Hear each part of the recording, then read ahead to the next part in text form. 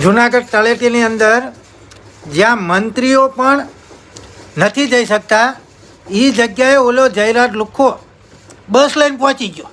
તમે વિચાર તો કરો. તો એના માટે કાયદો કંઈ નહીં લે. હે હરસંઘવી સાહેબ, કાયદો કાયદાનું કામ કરશે.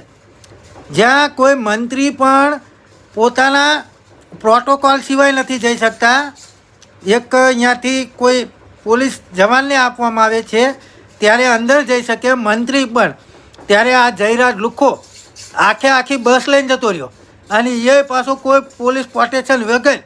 તમે વિચાર તો કરો, આ કેટલા લુખ્ખાગીરી કહેવાય, કેટલી દાદાગીરી કહેવાય. આ ખરેખર લુખ્ખાગીરી ગણવાને એક પૈસાનો પાવર ગણવાનો. અને ચલો જ્યો તો જ્યો, પણ એ અંદર જ્યો કઈ રીતે? પૈસાના પાવરહીન જો કેવડી જ ગયો? વિચારવા જેવી વાત જ નહીં. એટલે ઓલો હરસંઘવી કાયમ કહેતો હોય કે કાયદો દરેક માટે સમાન છે.